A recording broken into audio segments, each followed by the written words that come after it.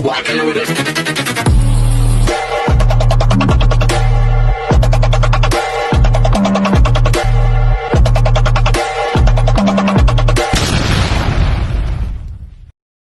Hi everyone! Good evening! I'm back! It's your Mama Sam dito sa Sam Sam TV. Eto nga, nagbabalik na naman tayo sa ating mga chika ngayon dito sa Sam Sam TV. Kamusta kayo mga amigo, amiga, kumare at kumpare? Sana lahat kayo ay okay na okay ngayong araw na to. So, syempre sa mga kagigising lang, good morning. Syempre doon naman sa mga matutulog, sana panoorin nyo muna to bago kayo matulog, di ba? Parang may baon kayong chika sa inyong pagtulog, ganon. So, ang dami kong chika. Una, kahapon, ang dami namin ginawa. Grabe, yung event, talagang as in, hindi pa ako nakakabawi ng tulog, guys. Yung event namin yesterday ay sinimulan namin pumunta sa school ng 5 a.m. Natapos kami ng 4:30. Ganun kabongga. Grabe, kasi anniversary nga ng school namin, 90th anniversary. Siyempre, ang daming pinrepared. Tapos, ayun din, liligpitin mo din. Tapos, nagbilang kami ng pera. Kasi yung donasyon na nakuha namin yesterday, umabot ng kalahating milyon. Ganon. Alam mo yung pa 20-20 lang siya, pa isa-isang daan. Sa sobrang dami ng pumunta doon na nagdo-donate ng 20, 100, umabot siya ng kalahating milyon sa loob lang ng ganong araw, ng ganong oras. Grabe talaga ang Thailand. Umiikot talaga sa kanila yung pera. Nawindang talaga ako doon. Tapos yon. After noon, syempre, meron pa kaming ginawa. Nagligpit ng bonggang-bongga. Si PE teacher, kawawa talaga siya. Pagod na pagod siya. At grabe talaga yung trabaho niya. Pero syempre, laban lang yan. At eto na, after noon, nagpunta na ako doon sa sa Mr. International. Kahit nirarayuma ako, talagang ay nako, tiniis ko talaga yung sakit ng mga binti ko.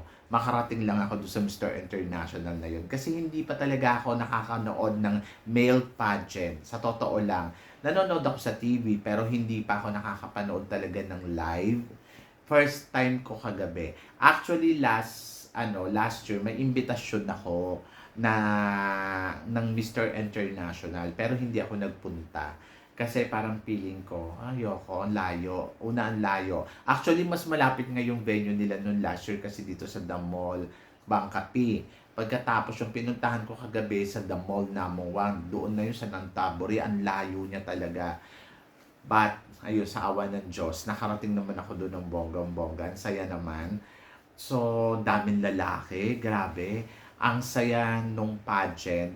Medyo may boring type lang yung mga awarding nights, yung mga awarding given bodies nila na nakakaloka. Sobrang, yun, boring yun. Kasi inabot ng isang oras sa kakabigay ng mga special awards.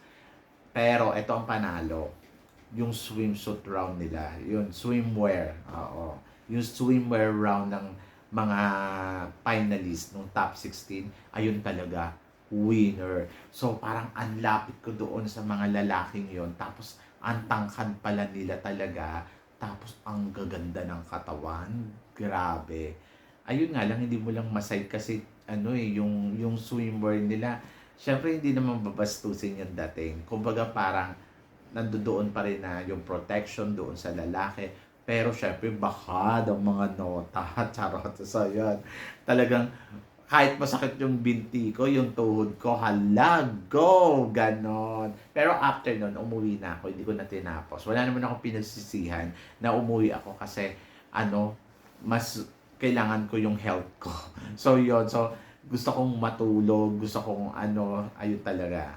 Anyway, congratulations syempre sa nanalo, di ba? At eto na. So, chika tayo. Sabing ganon, marating kaya ni Atisa manalo or makayanan kaya ng mga Pilipino yung 1 million votes para dito sa laban niya sa Miss Cosmo. Plus, nandoon, makahabol kaya yung ibang kandidata, lalo na itong si Frankie Rosel na marami ding followers. So, yon. So, well, ang masasabi ko dyan ay good luck.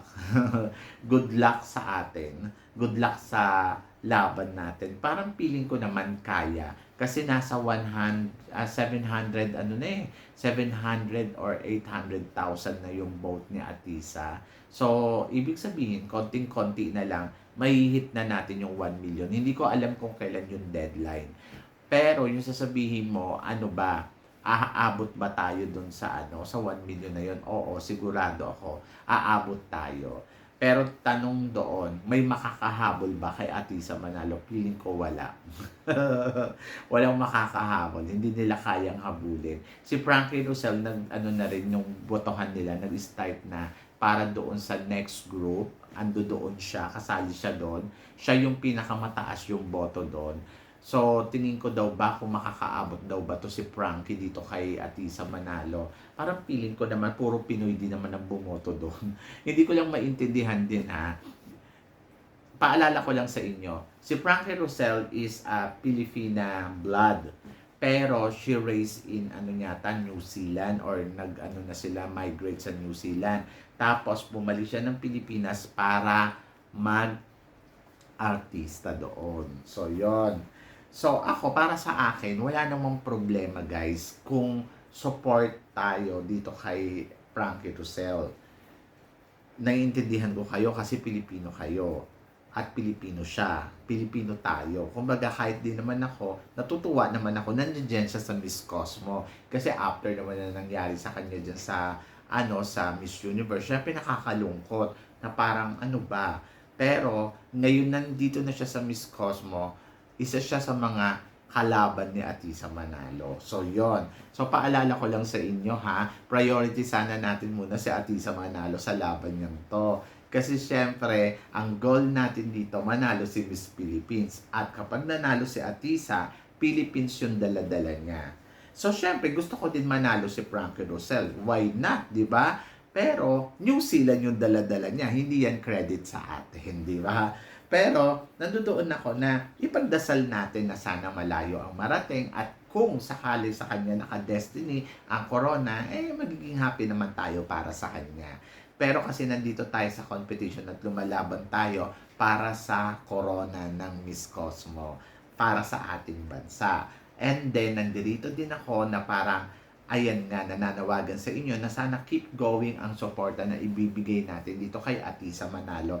Lalo na ngayon, hinihit ng mga Pinoy ay 1 million votes. So, yon. So, talaga naman nakaka-proud kung iisipin mo kasi ang mga Pinoy talaga, nagbabayanihan talaga sila eh. So, ngayon, si Frankie Rosel, hindi ko alam kung ilan na yung boto niya, pero marami din ang share. Nasa 300 plus na yung share niya. So, tayo naman, nandoon tayo na talagang yung goal, yung focus ay makuha yung corona dito sa Miss Cosmo. At ayun nga, tinutulungan natin si Atisa. So, yon. So, pagdating sa kanilang dalawa sa competition, bahala na sila doon kung sino ang magpa-perform. Pero yung support, syempre, 100% naman na nakasupport tayo kay Atisa. Dahil, syempre, kababayan natin siya, di ba? So, yan, dala-dala niya yung sash ng Philippines. Ako naman, dito naman sa Thailand, syempre, I love Miss Thailand, pero hindi naman ako boboto para kay Miss Thailand. Bahala siya, charot. So, yan. Marami naman boboto dyan na supporters niya. So, ako, syempre, ang boto ko kay Philippines. Ganon! So, dapat lagi natin tandaan yan. Kasi, syempre, at the end of the story is a competition. At yung competition na to, isa lang ang mananalo. At corona yon kung saan makikredit sa bansa kung sino ang nanalo. So, syempre, hanga din na natin na sana tayo ang manalo at ayan nga, may ipanalo nga ni Atisa Manalo. So, paano naman sila, Frankie? Syempre, ando doon din sila sa goal nila na sana manalo sila bilang pambato ng New Zealand. At syempre, umaasa tayo na makakakabog naman si Frankie. Ako parang feeling ko, oo, magaling to, matalino to. At parang feeling ko yung beauty na meron siya ay talagang eksena. Kaya ako, nandoon lang ako sa part na laban lang kay Atisa. Sa ngayon nananahimik si Atisa na wala tayong naririnig sa kanya. At saka hindi siya nagpapakita ngayon sa social media. Kasi siguro talagang pasabog siya para sa paglabas nga. At malapit na yan guys, mag-start ang Miss Cosmo kasi mag-start ang Miss Cosmo sa next week na. O, di ba? So, next week na ang labanan. Kasi starting sila ng September 12, kung hindi ako nagkakamali, yung mga kandidata a-arrive na dyan. Kaya, ay laban to. And then, ayun, sana tuloy-tuloy pa rin tayong bumoto para kay Atisa Manalo. So, paano kayo buboto sa mga hindi pa po nakakaalam? Napakasimple lang. Pumunta kayo doon sa Facebook page ng Miss Cosmo. So, may nagsasabi sa akin, ang dami daw lumalabas yung may check na color blue. Yun. Pagkatapos, after nun, na makapunta kayo, hanapin nyo yung picture ni Atisa Manalo. I-roll nyo lang ganon. Tapos makikita nyo doon yung picture ni Atisa.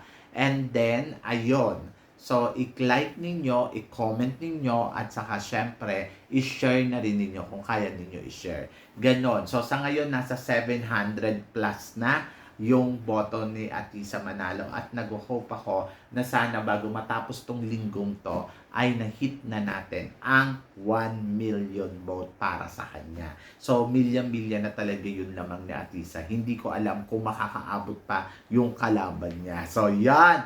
Ay, nako, nakakaloka. Syempre, exciting to. At saka, syempre, nakaka-proud kasi alam mo yon na parang pinakita natin sa Miss Cosmo kung gaano kalakas talaga ang isang Atisa Manalo at ngayon, ayun na.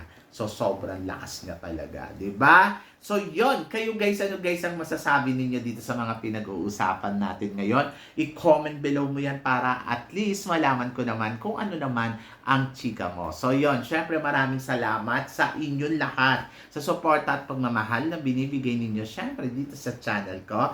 At sa mga hindi pa po nakaka-subscribe dito sa Samsam TV, ano pang hinihintay ninyo? Subscribe na at na maka-chika din kayo ng bonggang-bongga sa comment section. So, yan. So, syempre maraming salamat guys. Hanggang dito na lang. Hanggang sa muli nating chikahan. See you tomorrow. Thank you guys. Thank you.